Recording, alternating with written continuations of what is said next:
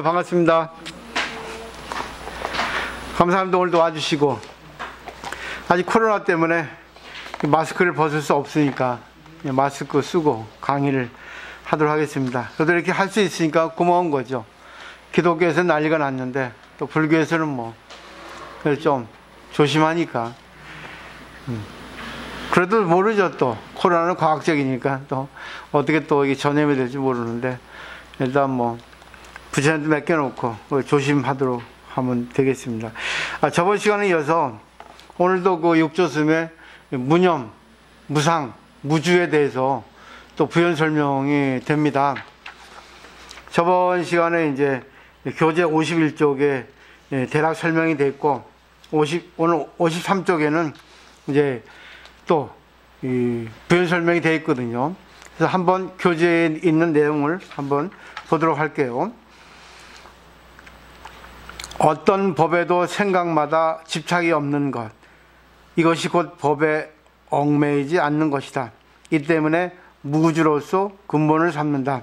그러니까 어떤 법이라는 것은 결국은 모든 사항입니다.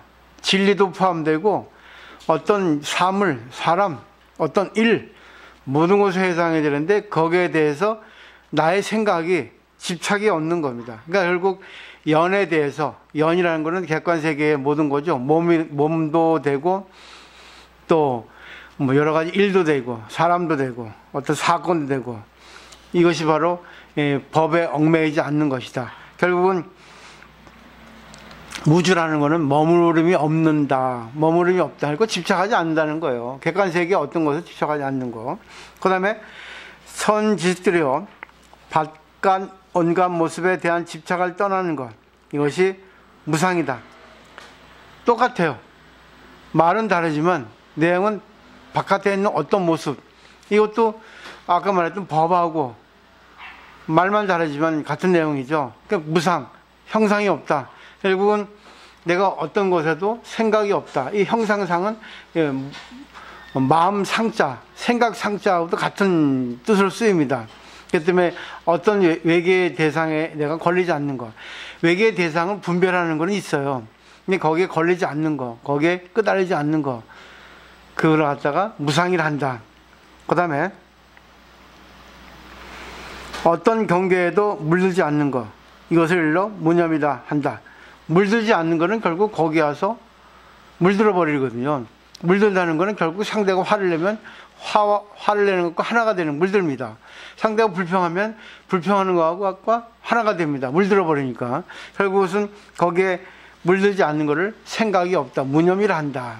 이렇게 똑같은 뜻인데 표현을 달리해서 이렇게 설명을 하고 있어요. 결국은 반복으로 우리에게 보여주고 있다고 생각할 수 있겠죠. 그 다음에 자신의 생각에서 온갖 경계에 대한 집착을 떠나 어떤 법에서도 자기 생각이 일어나지 않는 것이었어요. 그러니까 어떤 온갖 경계는 결국 바깥세계입니다. 여기서 이제 집착을 떠난다는 거죠. 집착이라는 건 갖다 붙어버리는 거죠. 결국 그 사람에게 떠나지 않는 거예요. 어떤 일에 떠나지 않는 거고 매달려버리는 겁니다. 얽매이는 거죠. 거기서 이제 자기 생각이 일어나지 않는다는 거니까, 일어나지 않는 게 아니라 거기 어떤 대상에 대해서, 어떤 경계에 대해서 내가 걸리지 않고, 내가 머물지 않고, 집착하지 않는 것. 이렇게 생각하셔야 됩니다. 왜냐하면 그 다음에 문장을 보면 이해가 됩니다. 그 다음에 문장이 중요한 내용이에요. 아무것도 생각하지 않아 모든 생각이 다 없어진다고 말하지 마라. 중요한 내용입니다, 이게. 우리가 일반적으로 무념이다, 무상이다, 무주다 하면은 아무 생각이 없다, 나는 생각 없어, 걸림이 없어, 이렇게 말하는 분들이 많이 있거든요. 공부를 어설피 한 분들은 그렇게 말하지 말라 그겁니다. 왜? 죽어서 한 생각이 끊어지면 지은 업으로 다른 곳에서 다른 삶을 받게 될 것이다 했어요. 이 말은 무슨 말이냐면, 내가 아무것도 없다, 걸림이 없다, 그렇게 하지 마라. 이게 죽어서 한 생이 끊어져도 다음 생에 다른 업을 받는다 그랬어요. 다음 과보를. 결국 네가 지은 거는 간다는 거죠. 똑같다는 겁니다. 그렇기 때문에 그렇게 하지 마라. 차라리 어떤 것에서 걸리지 않고, 어떤 것에 물들지 않고, 어떤 것에 집착하지 않는 거, 태어난 거, 유의자정한 거, 그것이 오히려 낫다는 거죠. 왜? 다음 세상에도 그렇게 또 할 수 있으니까. 결국은 내가 형식적으로 법을 공부하는 거, 그러면 형식적인 공부를 했기 때문에 다음 세상에도 형식적으로 공부를 하게 되는 과보를 받아요. 근데 어떤 경우에도 내가 그것을 갖다 받아들일 수 있고, 그걸 갖다가 내가 내 공부로 삼을 수 있는 그런 무념무상 무주의 경지가 되었을 때, 그 보고도 본 바가 없는 게 아니라 봐도 그걸 내가 잘 받아들여 가지고 내 공부로 삼고 상대에게도 도움을 줄 수 있는, 이게 되지 않으면 안 돼요. 이게 바로 마반야 바라밀입니다. 그러니까 항상 차별과 평등의 관계를 초월할 수 있어야 돼요. 근데 우리는 이걸 못 하거든요. 이거 암만 공부해도 안 돼, 이게 자아가 있기 때문에요. 자기 입장에서만 생각하거든요. 근데 자기 입장을 떠나서 또 하나의 자기 있잖아요. 자기 마음속에는 부처의 자기도 있고 보살의 자기도 있거든요. 또 중생의 자기도 있고 여러 자기가 있는데, 정말 자기 마음속에 숨어있는 부처의 마음, 부처의 자기가 나와서 볼 때 자기는 자기 지금 자기하고 좀 떨어진다는 거죠. 그러면 자기가 공부를 하려면 충격을 받아야 되고 화가 나야 되고 불평불만 해도 됩니다. 근데 그거를 통해서 자기가 어떤 것을 더 내가 공부를 해야 될까 하는 것까지 가지 않으면 안 되는 거예요. 제가 늘 말씀드리는 게 그겁니다. 그렇게 공부를 하는 분이 계시면 불교는 살아서 움직여요. 근데 불교가 죽어서 움직이지 않고, 지금 기독교도 마찬가지잖아요. 기독교가 죽어 있잖아요. 그러니까 이상한 법이 행해지고 있는 겁니다. 어디 자기네 입장이야. 그건 독선입니다. 그건 독단입니다. 다 좋아야 되거든, 진리는. 진리는 영원한 거거든. 그걸 얘기하고 있어요. 그 다음에 도를 배우는 이들은 마음을 잘 써야 한다. 자신이 법의 참뜻을 알지 못한 잘못은 그렇다 치더라도 거듭하여 다른 사람에게 잘못된 견해를 권해서야 되겠는가. 자기만 잘못 쓰면 되는데 이게 남에게 전염되거든요. 지금 코로나가 그렇잖아요. 근데 코로나로 인해서 우리가 지금 마음을 다잡고 자기를 뒤돌아보고 생활 방식을 바꾸잖아요. 그게 돼야 되는데 코로나 때문에 누구 탓이냐, 왜 이런 게 났냐, 이렇게 불평불만해서는 안 된다는 겁니다. 그렇지 않아요? 근데 지금 세상 우리나라 보세요. 정부에서 시키는 대로 해야 되거든요. 기본적으로. 그렇지만 빨리 코로나가 종식되지. 근데 그 말을 안 듣거든. 그러니까 이상한 사람 나와가지고 마스크 안 쓴다든지, 아니면 자기가 그 코로나 기미가 있는데 그걸 갖다가 남에게 일부러 전염시킨다든지 하는 것도 있거든요. 그것도 그냥 많은 사람들 생각하지 않고 자신의 생각을 펴려고 또 극단적인 또 생각을 하고 행동하는 사람도 있잖아요. 어느 것이 옳은지 모르겠습니다. 일단 우리가 이 나라의 국민이면 거기에 맞게 따라가는 것이 저는 종교라고 생각하거든요. 그게 질서 아니겠습니까? 그게 서로의 안녕과 서로의 행복을 위한 거 아니겠어요? 내가 손해보더라도 남에게 이익을 줄 수 있으면 손해를 봐야 되거든요. 근데 사람들은 피해의식이 있기 때문에 손해를 보려 하지 않아요. 같이 피해를 봐야 된다. 이렇게 하고 자기가 어떤 그런 궤변을 늘어놓고 그러죠. 그러니까 법이라는 거는 딱 정해져 있어요. 법은 네 글자입니다. 자리 이타가 구족돼야 됩니다. 나도 이렇고 상대도 이루어야 돼요. 근데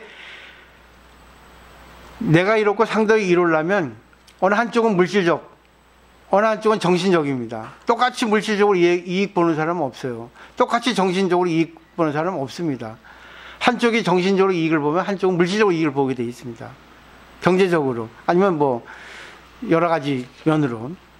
그러니까 결국 내가 물질적으로 손해를 봐도 정신적으로 남에게 도움을 줬다, 베풀었다, 보시를 했다 생각하면 정신적으로 성장이 된 거죠. 이익이 된 거죠. 이게 바로 중도입니다. 똑같이 이익을 보기는 참 어려워요. 근데 똑같이 이익을 보는데 그런 어느 부분에서 다를 뿐이다, 이렇게 생각하시면 되는 거죠. 그러니까 우리가 시골에서 친정 부모가 농작물을 갖고 왔는데 그걸 옆집에 나눠주는 이유는 뭐겠어요? 나눠주니까 옆집에서 기뻐하거든요. 근데 자기는 물질적으로 손해봤거든. 근데 옆집이 기뻐하니까 정신적으로 이익을 본 겁니다. 이게 바로 자리이탈이에요. 법은 이렇단 말입니다. 정해져 있는데 왜 종교인들이 그 법을, 진실한 법을 자기네 마음대로 왜곡해서 법을 갖다가 이용하냐 말이죠. 그게 문제가 되는 거죠. 그러니까 사이비는 그렇습니다. 항상 정법을 흉내내면서 행동은 그렇게 하지 않으니까 이거를 갖다가 우리가 잘 배워야지만이 되지 않을까 하는 생각을 해봐요. 그 다음에 이것은 어리석어 자신의 창성품을 보지 못하고 부처님의 말씀까지 비방하는 것이다. 결국은 나도 모르고 남까지 모르게 하는 거는 큰 죄업이라는 겁니다. 이거는 법방죄예요. 그 다음에 이런 까닭에 무념을 으뜸으로 삼는다. 어리석은 사람은 온갖 경계에서 자기 생각을 일으키고 그 생각에서 다시 삿된 견해를 일으키니 온갖 티끌망념이 여기에서 생겨나기 때문이다. 여기서 무념을 갖다 대표로 얘기했는데 참 재밌는 설명을 해요. 그건 이제 다음 장에 있으니까 놔두고 무념에 대해서 아까 설명을 했죠. 어떤 경계도 물들지 않는 건데 뒷장을 넘겨보시면 보세요. 두 번째 단락에 무란 무엇이었고 염이란 무엇을 생각한단 말인가. 무라는 거는 없을 무자인데 무엇이 없는 것이고 염이라는 건 생각할 염자인데 무엇을 생각한단 말인가 이렇게 말씀하셨어요. 엄청난 말입니다. 그리고 또 설명하셨어요. 무라고 하는 건 대상을 두 가지 모습으로 분별을 하며 일으키는 온갖 번뇌가 없어진 것이고 염이란 진여의 본디 성품에서 생각하는 것이다 했어요. 그러니까 무라고 하는 건 없을 무가 아니라 있고 없고 조건 아프고 이걸 초월한다는 무랍니다. 결국은 서로가 좋아야 되는 거죠. 염이라는 것도 진리의 생각이죠. 진리는 뭐죠? 대승기술론의 진리의 설명이 있습니다. 진여라고 말해 거기는. 모든 게 다 진실하기 때문에 진이고 모든 게 똑같으니까 여라고 했습니다. 이게 진여라고 했어요. 진리하고 똑같은 말입니다. 결국 인간은 사람 위에 사람 없고 사람 아래 사람 없어요. 근데 이 세상은 차별세계죠. 그 차별세계를 무시할 수 없어요. 사람 위에 사람 없고 사람 위에 사람 없는데 일단은 그래도 인간의 그 사회에서 질서를 세우기 위해서 사람 위에 사람이 있고 사람 아래에 사람 있어요. 근데 근본은 다 똑같다는 거죠. 때문에 질서를 위해서는 차별이 없으면 안 되는 거거든요. 정치인도 있고 종교인도 있고 또 뭐 에리트도 있고 또 막노동하는 사람도 있어야만이 서로가 이 세상은 이렇게 조화롭게 유지가 된다는 겁니다. 근데 종교 입장에서는 모든 게 다 좋으니까 차별되지 마라. 차별하다 차별되지 마라. 이게 바로 무주, 무상, 무념이란 뜻이랍니다. 반야바람이라는 거예요. 제가 스님이에요. 여러분들은 일반 거사님이 신도님입니다. 근데 차별이죠. 서로 다르니까. 근데 근본을 보면 똑같은 인간이에요. 근데 스님은 스님의 입장에서 살고 여러분은 여러분의 입장에서 사는 거죠. 그리고 같이 관계할 때 서로 평등한 입장에서 차별의 모습을 내세워가지고 평등차별이 조화를 이루면 그것이 바로 반야바람이래요. 차별평등을 지혜라고 얘기하는데 그것을 잘 조화를 이뤘을 때 반야바람일, 원호. 반야는 지혜의 원호잖아요. 바람이는 완성, 성취죠. 사바하죠. 결국 뭐죠? 서로가 잘 완성되어 있다는 겁니다. 결국 관계가 행동을 통해 가지고 잘 서로가 이익을 이루었을 때 반야바람이라는 거죠. 그거를 우리가 이제 머리로 생각할 때 지혜죠. 그 구분을 합니다. 자, 여기서 이제 다시 오늘 프린트를 보고 그럼 무주, 무상, 무념에 대해서 설명을 했는데 여기에 대해서 뒷받침 이제 설명을 오늘 프린트를 통해서 하는 거예요. 프린트를 보시면 무념, 무상, 무주예요. 세 가지에 대해서 얘기하는데 근데 이거를 생각하기에 왜 무자, 부정사에 무자를 썼냐? 근데 부정사가 아니에요. 부정이라는 거는 처음은 부정하지만 처음 부정하기 위해서는 내 생각을 좀 내려놓으라는 입장에서 첫 번째 단계입니다. 두 번 부정이면 다시 뭐예요? 서로를 좋아해서 진리로 가는 거기 때문에 이중 부정이면 절대 긍정입니다.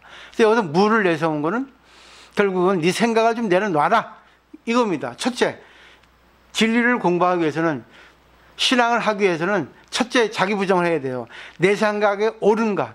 내 생각에 옳다 하더라도 상대방의 얘기에 귀를 기울이자. 그래서 두 번째는 프랑스 철학자 데카르트가 얘기했죠. 유명한 거. 방법 소설에서 나는 생각한다, 고로 존재한다. 내가 상대에 있어서 어떤 사건에 있어서 객관세계에 있는 모든 것에 있어서 어떻게 보고 어떻게 생각하에 따라서 나라고 하는 것이 존재합니다. 상대를 믿게 보면 미운 내가 존재합니다. 상대를 이해하면 이해하는 내가 됩니다. 그러니까 내가 존재하는 것은 내가 생각하는 거예요. 생각이 말로 나옵니다. 말이 생각으로 연결됩니다. 그러니까 말과 생각은 하나예요. 그래서 신구의 삼업이라 하죠. 그래서 그 사람의 행동, 그 사람의 말을 보면은 그 사람 마음을 알 수 있습니다. 그렇기 때문에 내가 진짜 존재하기 위해서 내가 어떤 생각을, 내가 상대에 대해서 어떻게 생각하는가. 그러니까 이거는 연기법이거든요. 그 다음에 보세요. 그리스도교는 성학설의 입장에서 사물을 보고 불교는 성선설의 입장에서 사물을 보는데, 그러면 중국의 군자들의 말씀을 통해서 성선설, 성학설은 뭔가 이렇게 보는데, 유교 개조 공자는 논어에서 얘기했습니다. 타고난 본성은 서로 비슷하지만 배우는 것 때문에 달라진다고 했어요. 근데 인간은 평등한데 자기가 자라면서 어떤 문화, 어떤 교육을 받느냐에 따라서 사람이 차별로 바뀐다는 겁니다. 인간은 똑같이 평등해요. 근데 어떤 가정에서 어떤 교육을, 어떤 사람을 만나서 어떤 걸 배우냐에 따라서 사람이 달라집니다. 똑같은 형제도 배우는 것에 따라 달라지죠. 그래서 공자는 원래 본성은 다 같다. 근데 자라나면서 살아가면서 달라진다. 있고, 그 다음에 이제 맹자는 성선설을 얘기했어요. 네 가지 얘기했죠. 측은지심, 수호지심, 사양지심, 시비지심을 얘기했는데, 근데 여기서 이 사단이라고 얘기했습니다. 그 본문에는 단이라는 건 실만이 단서예요. 이게 단서일 뿐이지 그 사람의 것은 아니라는 거죠.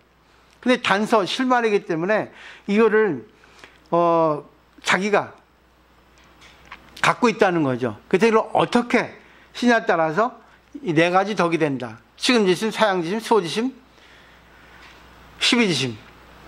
네 가지 덕, 사덕을 갖추게 되는 거죠. 결국은 성선설이라는 것은 이것이 타고나면서부터 이 실만이 단서로 갖고 있으니까 이거를 인식해서 이렇게 살아라 그거죠.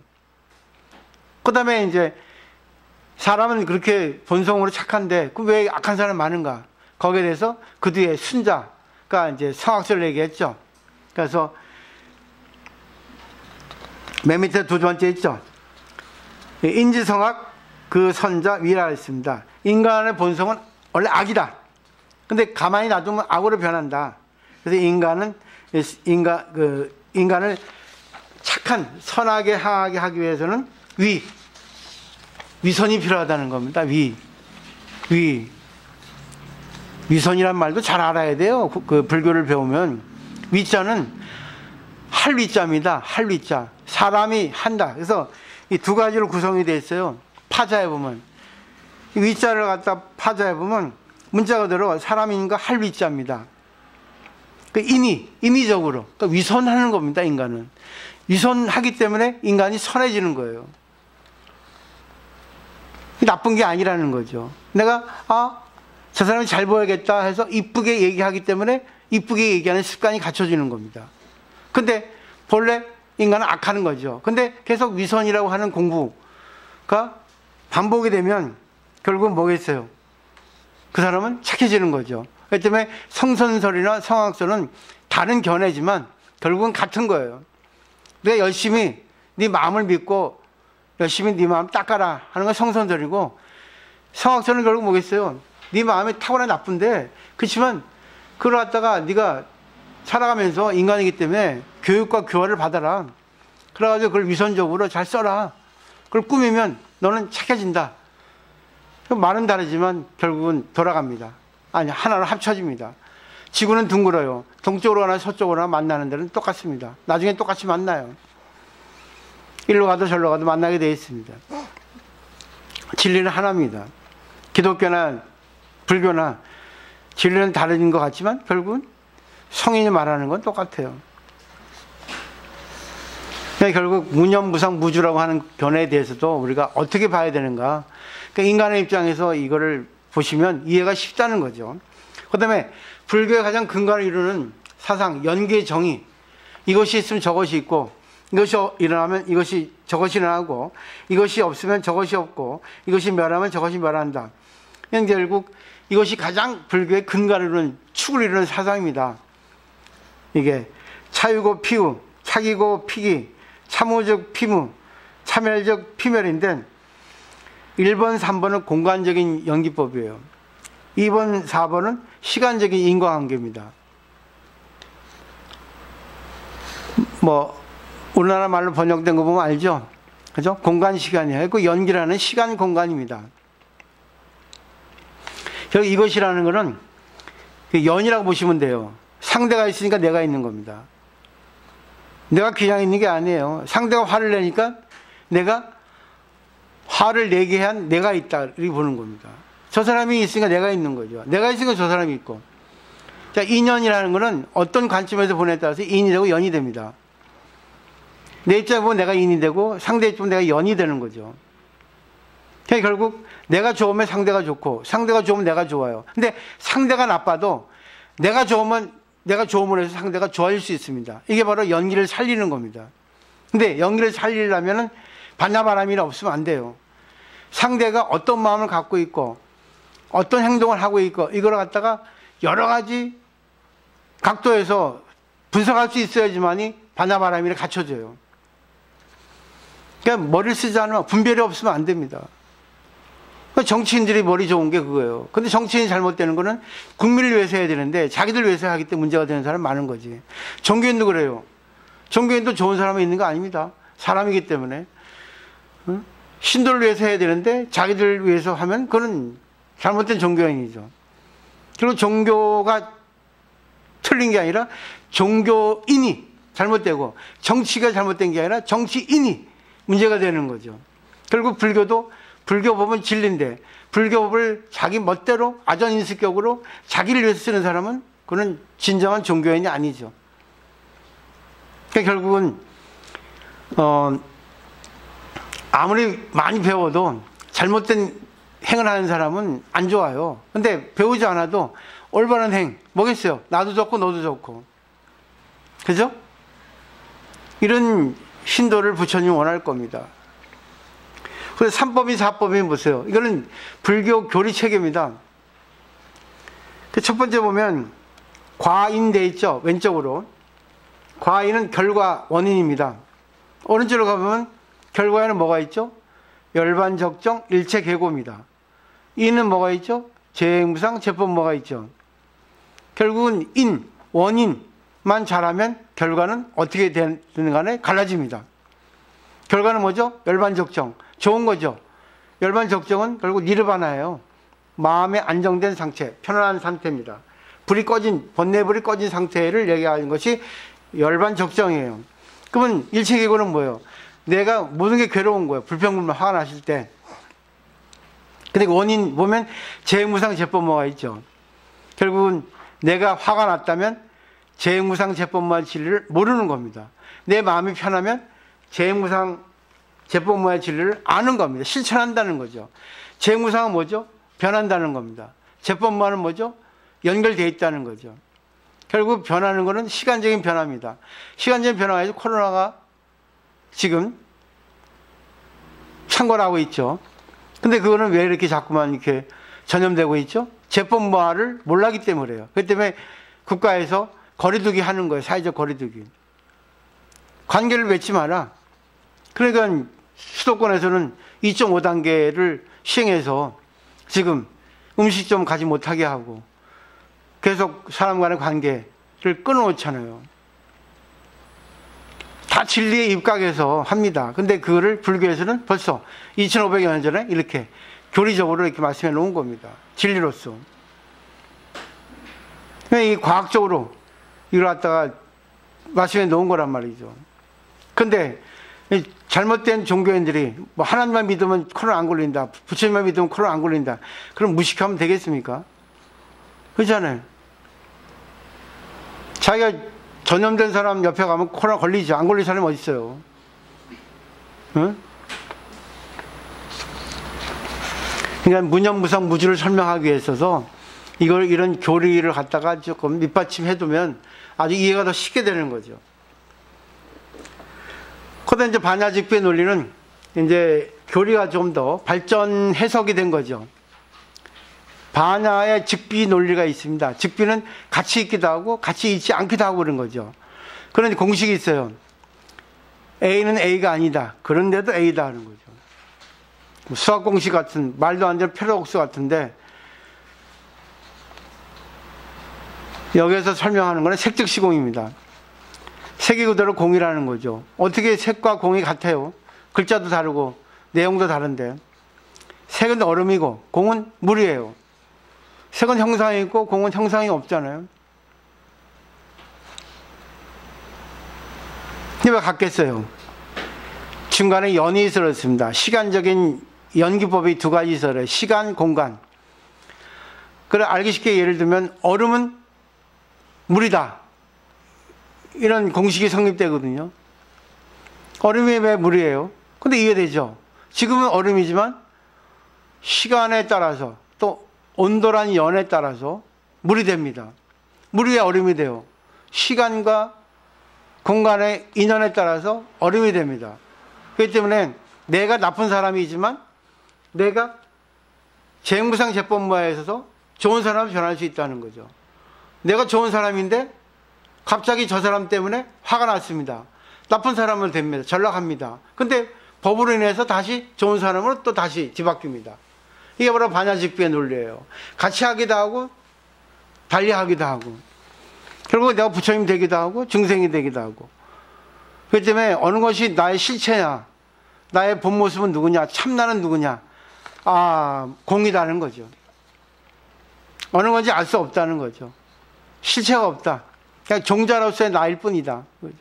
종자는 뭐죠? 그냥 인간인 나일 뿐이에요. 근데 인간의 마음에는 여러 가지 종자가 있죠. 불평, 불만, 화, 기쁨, 배려 많죠. 근데 그것이 전부 다 나로 인해서 상대로 인해서 나온다는 거죠. 그러니까 자신하지 말라는 거죠. 자신하지 말라. 왜? 내가 언제 어느 때 살인자가 될 수 있고 언제 어느 때 부처가 될 수 있다는 거죠. 전부 연기예요. 이게 바로 반야직비의 논리라는 겁니다. 한 단계 발전됐죠. 이게 바로 반야사상이죠. 요 가지가 이제 종교적으로 불교 해석입니다. 무념무상 무주라고 하는 거 이것도 뭐 종교적인 가르침인데 이걸 갖다가 이해하기에는 가장 기본적인 교리 해석을 조금 해보면 교리를 살펴보면 더 이제 이해가 쉽지 않은 거죠. 그 다음에 이제 철학적으로 한번 보죠. 오늘 이제 3대 행복론, 그러니까 행복론을 쓴 유명한 저자, 세계적으로, 퀼치라는 사람, 그리고 알랭, 그리고 러셀, 다 철학자들입니다. 수학자, 법학자입니다. 거기 보시면 첫 번째, 불평불만이 화를 돋구고, 반대로 다시 화도 불평불만을 돋군다. 지옥 속을 빙빙 돈다. 프랑스 철학자 알랭입니다. 결국은 내가 사물을 볼 때 내 입장에서 내 중심으로 보면 불평만이 나옵니다. 근데 거기서 화가 납니다. 결국 지옥 속을 빙빙 돈다는 거죠. 그 무념무상 무주가 못된 겁니다. 항상 자기 입장만 생각하고 자기 형편에 맞추기 때문에 그런 거죠. 알랭 철학자들이 이렇게 얘기하고 있는 거예요. 두 번째, 실수를 피하려고 하기 때문에 피할 수 없는 것이다. 왜 그런지 아세요? 실수는 자기가 인정하면 실수가 아닙니다. 실수 하나가 되니까 실수가 아니에요. 근데 실수를 피하려고 하니까 실수가 뭐죠? 피할 수 없는 거예요. 더 큰 실수가 나옵니다. 거짓말 나오고. 상대는 알거든요. 다만 모르는 척 할 뿐이지. 그러니까 실수는 인정할 수 있어야만이 가장 용기 있고 강한 사람이라고 그러죠. 철학자의 얘기가 있습니다. 결국 무념무주 무상이 안 돼서 그렇습니다. 자기 인정하면 되는데. 왜? 실수는 인간이기 때문에 할 수밖에 없어요. 실수 없는 인간은 없습니다. 요즘에 추미애 법무부 장관 아들 때문에 난리가 났는데 어떻게 그렇게 또 나올 수 어떻게 합니까? 뭐 정책이 잘 안 하지만. 실수인지 실수 아닌지 모르겠어요. 인간은 실수하게 돼 있어요. 자기 입장이기 때문에. 아무리 에리트라 하더라도. 죽을 때까지 실수 없는 사람은 없어요. 실수가 있기 때문에 자기 성장이 된다 하죠. 그 다음에 가장 심각한 피로는 신경의 피로다. 러셀이 얘기했습니다. 러셀은 영국의 수학자, 철학자입니다. 육체의 피로는 밥 먹으면 되고 휴식하면 돼요. 근데 신경적인 피로는 이거는 쓰면 쓸수록 더 피곤합니다. 쉬어야 되는데 쉬지를 못해요. 신경의 피로이기 때문에. 계속 신경질이 나는 겁니다. 쉬어야 돼, 이거는. 어떻게 쉬어야겠어요? 아, 내버려둬야 돼. 망상하지 말아야 돼. 아, 내가 그대로 받아들여야 되는 거죠. 결국은 객관세계에 있는 모든 삶을, 어떤 삶을 내 입장에서 보면 안 좋은 것들 받아들이지 못하니까 신경을 쓰게 되는 거죠. 내가 어떻게 할까? 아, 저건 나한테 그러면 안 되는데. 자기 입장이죠. 진리는 내 입장, 상대 입장 봐주잖아요. 공평하게 옵니다. 근데 내 입장, 상대 입장이 다르기 때문에 거기에 옳고 그름이 있고 이익과 손해가 있는 거죠. 그건 어쩔 수 없어요. 받아들여야 돼요. 받아들이니까 시간이 걸리지만 하여튼 받아들여야 해서 신경의 피로를 좀 덜면 좋을 것 같아요. 그 다음에 지옥 속에서 악마인 것은 자신이고 인정사정 없이 내몰고 있는 것은 나 자신이다. 알랭이 그랬습니다. 프랑스 철학자. 난 많이 경험했어요, 요즘에. 지옥 속에 있습니다, 지금. 지금은 아니지만 공부를 하니까 어떤 일을 내가 겪었어요. 너무나 이해 안 되는 일을 겪었는데 막 불평불만 하고 화를 내고 그랬습니다. 그리고 내 자신을 조절하지 못해요. 그래서 계속 지옥 속에서 머물고 있는 거예요. 근데 그 순간 다 진리야 하니까 지옥이 없어졌어요. 거기 깨달음이 있습니다. 극락이 있습니다. 한순간 자기가 내려놓으면, 내려놓는 게 뭐겠어요? 내 탓이야. 다 인연인데 받아들여. 과거로부터 지금 왔고 지금의 내가 어떻게 하냐에 따라서 미래로 연결돼 하면은 진리가 변합니다. 그 다음에 행복한 사람이란 객관적인 생활을 방식하고 있는 사람이라고 러셀 영국의 철학자가 얘기했습니다. 이거 멋진 말이에요. 객관적인 생각, 결국 상대 입장, 인연을 받아들이라는 얘기거든요. 불교식으로 말하면 행복한 사람은 흥미의 범위도 크고 마음이 자유다. 한편 불행한 사람은 주관적이고 자기중심적이고 또 생각에 자신을 향하기 때문에 흥미가 적고 인간관계나 생활의 다양성을 갖지 않습니다. 외부 세계로부터 충분한 기쁨을 얻을 수 없게 되고 있어요. 늘 주관적이니까, 자기만 옳으니까 항상 범위를 넓히지 못해요. 그 사건이 일어나도 다른 거를 통해서 자기가 범위를 넓히면 되는데, 또 상대 입장 생각하면 되는데, 그것만 있는 게 아니고요, 이 세상은. 그 다음에 보세요, 3페이지. 사람 의견을 더 듣고 생각을 객관적으로 해가는 것이 행복으로 길이 된다 했어요. 생각만 하고 있으면 외부의 세계와 관계하거나 사람과 만나는 일이 적어지고 시야가 좁아집니다. 생각만 하고 있으면. 그러니까 생각에 노예가 된 거죠. 끝내는 자신의 우수함을 아무도 평가해주지 않죠. 세상 그러면 없어지면 좋겠다 하고 이렇게 딜레마에 빠지고 한탄하게 두고 불빛 나옵니다. 결국에는 뭐요? 끝나는 거죠. 세상 종말에 오면 좋겠다는 극단주행 하는데 그 대표가 도스토옙스키의 소설 죄와 벌의 주인공 라스콜리니코프라고 하는 사람이죠. 다 읽어보셨죠? 죄와 벌. 러시아 작가. 근데 그 내용을 보면 정리해보면 그 라스콜리니코프라는 사람은 움막과 같은 화석집에 틀어박혀서 자기를 돌봐주는 나스타시아. 근데 이 라스콜리니코프라고 하는 주인공은 법학자예요. 근데 아주 돈이 없고 잘 안 풀리니까 움막집에 살면서 움막하는 집, 철학에. 그래서 자기 돌봐주는 나스타시아라는 여자로부터 당신 못하고 있어? 하니까 일하는데요. 어떤 일? 생각하는 일. 그럼 불교 용어로 하면 망상하는 일이겠죠.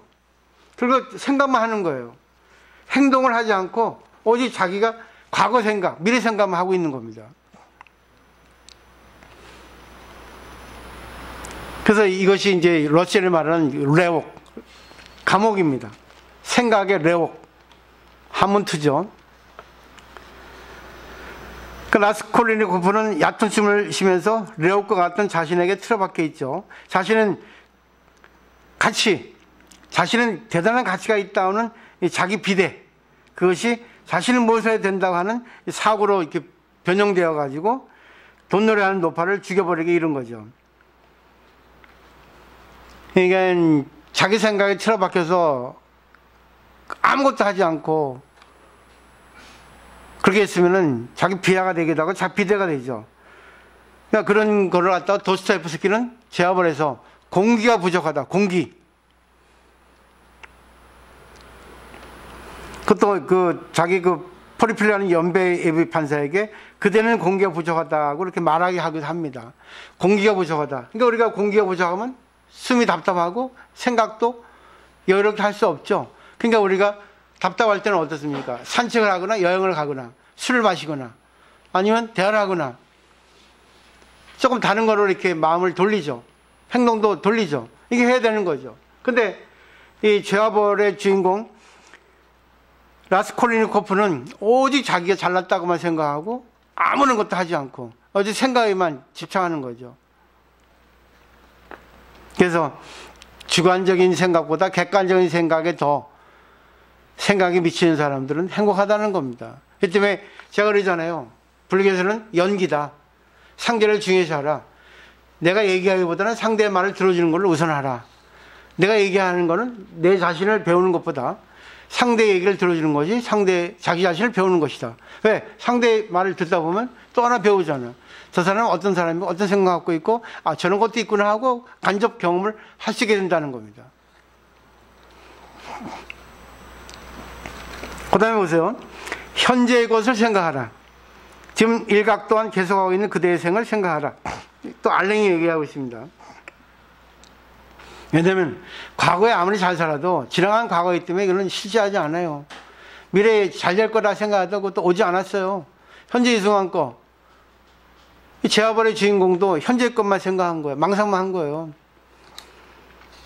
근데 그는 정신만 생각만 이렇게 했을 뿐이지. 근데 지금 내가 있는 거, 지금 어떻게 이 자리에서 내 상대야, 지금 환경에 어떻게 행복을 누릴까 생각을 해야지 과거 미래 생각하면 안 된다는 거죠. 그 다음에 보세요. 문을 열고 행복이 들어오는 것처럼 하고 있는 것만은 들어오는 것은 슬픔이다 라고 또 알랭이 얘기했어요. 다 우리가 이미 알고 있는 것들이죠. 근데 철학자 말을 통해서 내 자신을 또 철학적으로 이렇게 승화시키는 겁니다. 또 집착을 버리기 위해서 우리 불교 선에서는 미래하고 과거라는 전후, 앞뒤를 버리고 현재에만 몰두하라 하는 말로 전후제 잔을 얘기합니다. 전후제. 전제, 후제, 단 끊어졌다는 거죠. 과거, 미래가 끊어졌다. 오직 현재의 지금 이 순간만을 즐겨라. 그럼 내가 하고 있는 걸 갖고 즐겨라. 지루하면 지루한 걸 즐겨라. 아니면 제가 할 수 있는 거를 하라. 그래서 즐거움을 찾아라. 오직 현재 이 순간만을 살아가는 것처럼 하라 그겁니다. 그 다음에 아까 얘기했지만 가장 심각한 피로는 신경피로다 라고 얘기하고, 그 다음에 보세요. 걱정하는 일에 대해서 생각하는 것은 생각하는 일이 뭔가에 도움이 되는 경우에 하나입니다. 근데 우리가 걱정하는 일은 다 걱정해봐야 도움이 안 되는 일만 걱정해요. 그죠?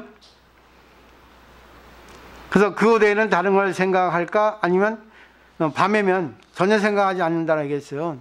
그러니까 걱정해서 해결될 것만 걱정하고 걱정해서 해결되지 않을 거 모르는 거는 생각하지 말라. 다른 거 생각하라. 현재 이 순간 그것만 집착하지 말고 결국은 뭐죠? 다른 것으로 눈을 돌려라는 거죠. 다른 것도 많으니까. 이 세상에 24시간 하나만 일만 있는 게 아니거든요. 하나의 일이 있다 해서 자기가 어떤 생각을 가지고 어떻게 임하에 따라 달라진다는 거죠. 그러니까 밤에는 전혀 생각하지 말라 그러죠. 잠자는 준비 작업만 하라고 그러죠. 그 다음에 또 덧붙여서 얘기했습니다. 어느 상황을 사륙시 24시간 불충분하게 생각하는 것이 아니라 생각할 때만 충분히 생각하라 그러죠.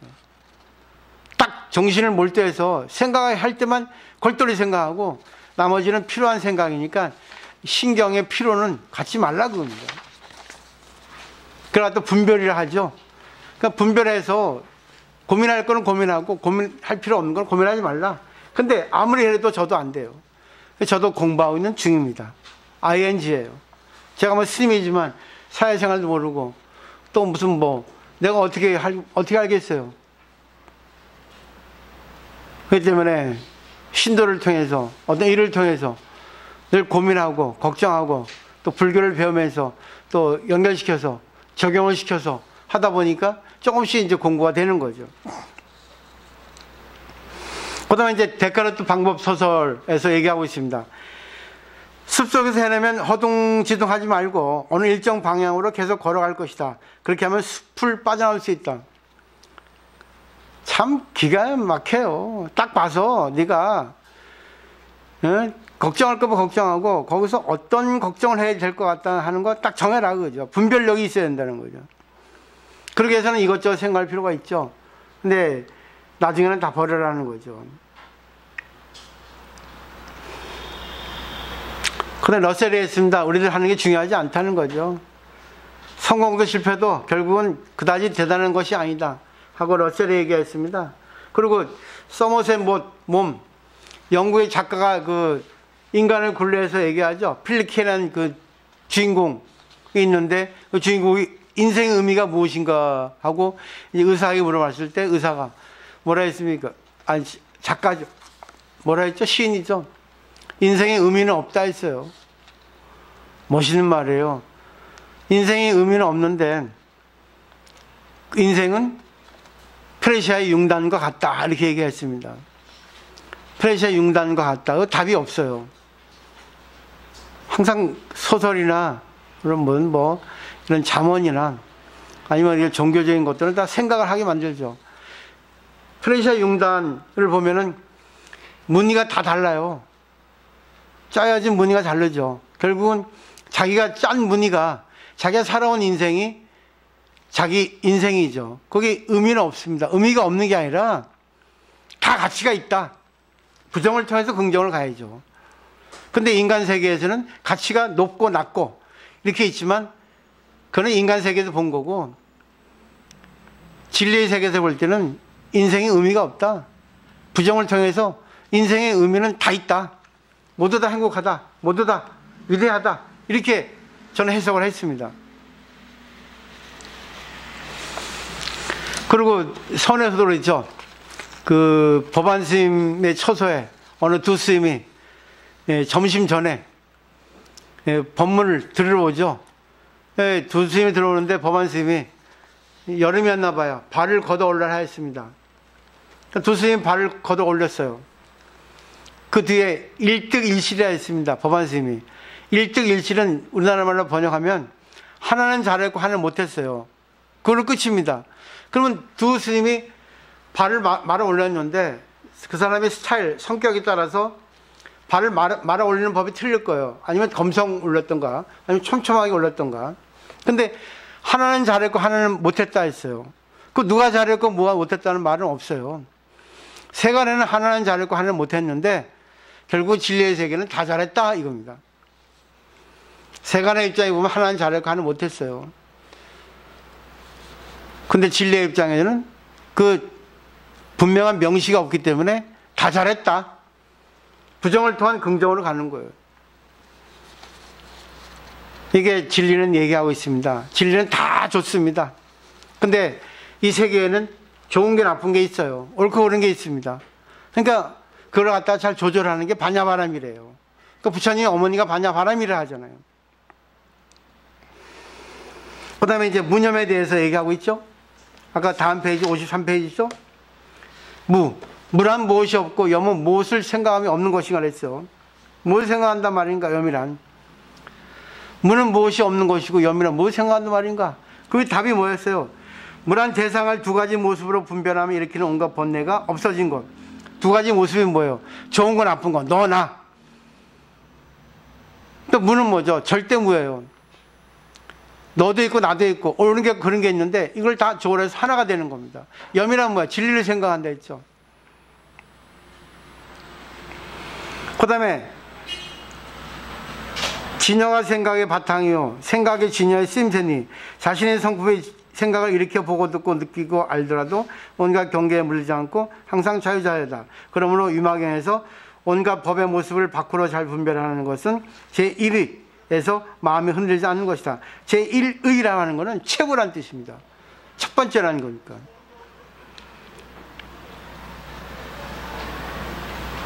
보세요. 온갖 법의 모습을 밖으로 잘 분별하는 것은 분별을 하면 맞잖아요.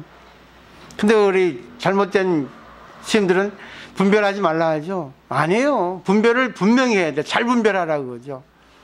어느 것이 옳은가, 어느 것이 틀린가, 어떻게 해야 되는가.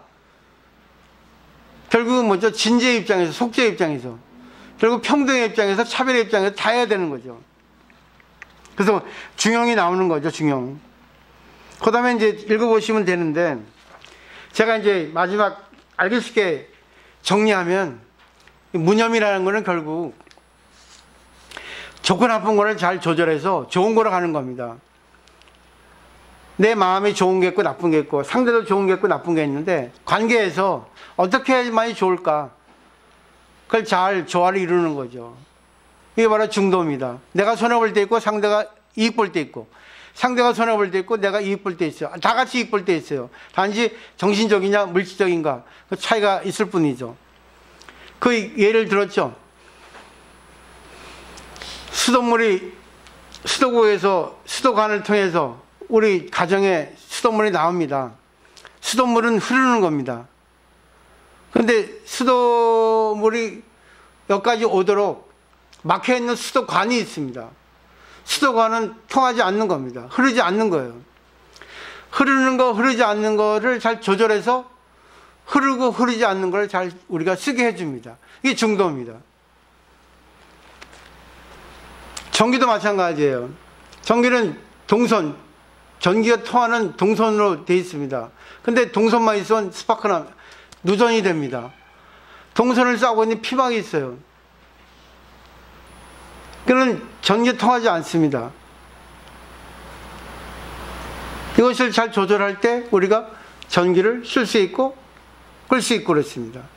좋은 거 나쁜 게 같이 있다고. 선하게 공존해야지만이 우리가 일상을 살아있고 자기 성장이 있는 거지, 선하게 공존하지 않으면 이 세상은 허무해요. 결국 오늘 무념무상 무주에 설명하고 딱 연결시킬 수 있을 거죠. 또 운전도 그렇습니다. 운전에 악셀레터는 가는 거고 브레이크는 멈추는 거예요. 악셀레터는 가는 건 좋은 겁니다. 브레이크는 안 가니까 안 좋은 겁니다. 근데 악셀레터가 없으면 브레이크가 필요 없어요. 브레이크 없으면 악셀레터 필요 없습니다. 그죠? 악셀레터 없는 브레이크가 있을 수 있어요? 브레이크 없는 악셀레터 있을 수 있어요? 좋은 마음 있고 나쁜 마음 있어야 됩니다. 어느 게 좋은지 어느 게 나쁜지 그것도 사람 다 잣대가 달라요. 그리고 운전은 결국 뭐죠? 악셀레터 브레이크를 잘 조절해서 갈 때 가고 쓸 때 쓰고. 그 누가 하겠습니까? 내가 하는 거죠. 그때가 자등명 법등명이에요. 불교는. 내가 상황에 따라서 하고 안 하고, 그거는 서로가 좋기 위해서, 나도 좋고 상대도 좋기 위해서 그걸 잘 쓸 때 중도, 중용이라고 하죠. 근데 이것은 어떻게 보면 재미가 없어요. 우리 자극적인 찾잖아요. 자극적인 것은 극단으로 가야 됩니다.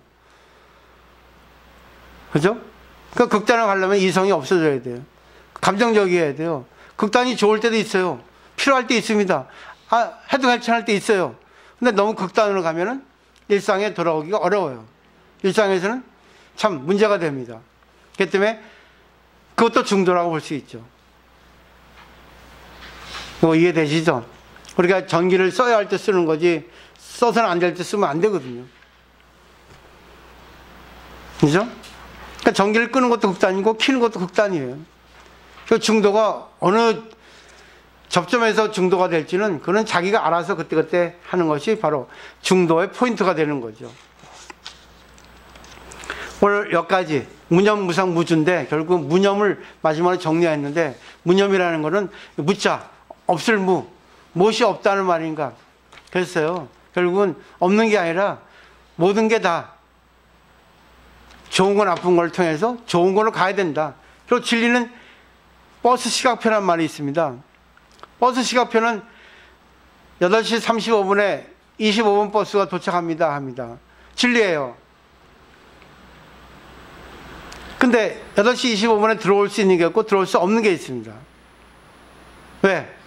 나 혼자 버스를 운전하는 게 아니기 때문에. 도로 상황, 또 그때 어떤 뭐 상태에 따라서 5분 늦을 수 있고 또 1분 빠를 수 있습니다. 그죠?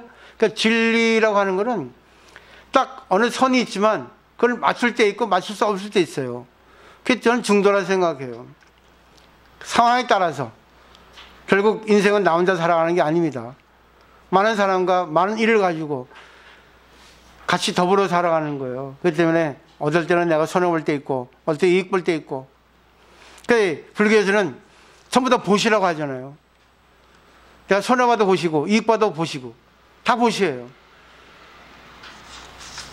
보시하는 게 없습니다. 그래서 보시로 귀결시키는 거예요. 그래서 육바라밀의 처음에 보시가 있는 이유가 바로 그것이라고 우리가 말할 수가 있는 거죠. 오늘 여기까지입니다. 조금 말을 좀 빨리 했는데 잘 알아들으시겠죠? 공부를 많이 하셨으니까. 다음에 이제 자선이라는 것에 대해서 조금 다른 개념을 가지고 육조 스님이 설명을 하세요. 참 재미있습니다. 이것도 제가 여러 가지로 준비해서 공부를 하도록 하겠습니다. 질문 있습니까? 네, 마치도록 하겠습니다. 고맙습니다.